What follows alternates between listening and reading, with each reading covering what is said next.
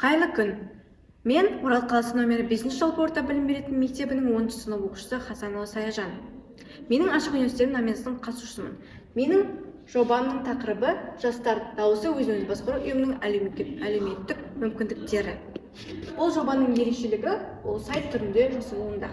Жобаның мақсаты мектептегі өзін-өзі басқару органдарының әлеуметтік бағытталған қызметін дамыту, сонымен қатар жасөспірімдердің өзекті мәселелерін шешуге азаматтық көзқарастың маңыздылығын түсіндіру үшін жағдай жасау.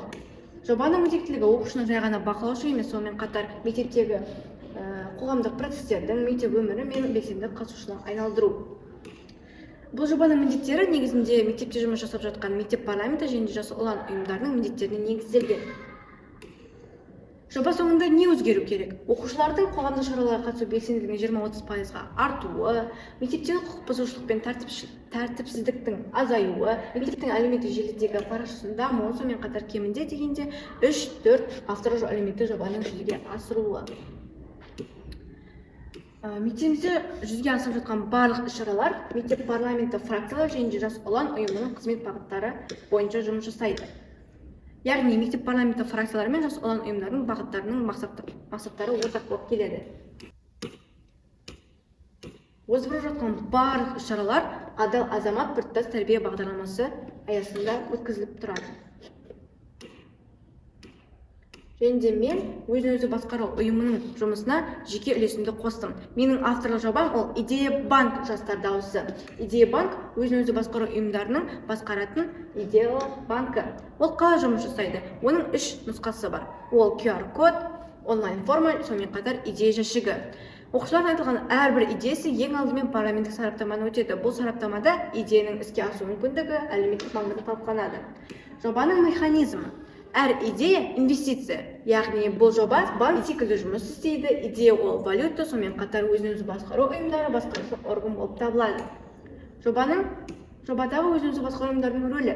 Жоба иесі ол мектеп парламенті және жас ұлан ұйымдары, әр фракция мен бағыт банк бөлімшесі, ұлан басы мен президент жоба менеджері, ақпарат фракциясы мониторинг және есеп. Қорытындылай келе мектеп парламенті және жас ұлан ұйымдары басқарушы күшке айналады. Нәтиже 2024-2025 және 2025-26 оқу жылында 100-ден астам идея, 30 іске асқан жоба, 70% оқушылар қатысты, және өзін-өзі басқару ұйымдарының беделі неғұрлым жоғарылады. Бұл жерде ерекше атап өтетінім, ол біз мектеп парламенті, үздік мектеп парламенті республика байқауының қалалық және де облыстық кезеңдеріне қатысып жүлделі бірінші орын алып республикаға жолдама алдық. Менің авторлық жобамды кез келген білім беру мекемесіне бейімдеп енгізуге болады.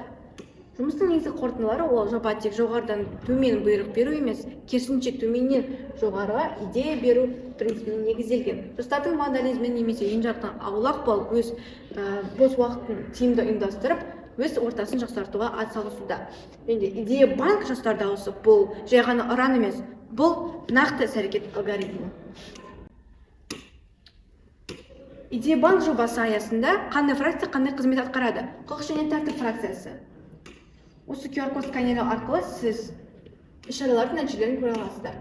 Келесі бізде спорт және салауатты өмір фракциясы, спорттық шаралар, экология және еңбек фракциясы, экологиялық акциялар, қамқорлық және өзін-өзі тану фракциялары. Бұл жерде ерекше атап өтетінім, ол біз балалар үйіне және де қарттар үйіне барып әлеуметтік көмектер көрсеттік. Дебат фракциясы зерде бағытта оқушылардың сыни ойлау қабілетін дамытады. Және де осы өткізіп жатқан барлық іс-шаралардың нәтижелерін біз әлеуметтік желіге жариялап отырамыз. Тіркелу арқылы өзіңіз көре аласыздар. Бұл жай ғана біздің жұмыстарымыздың бір бөлігі.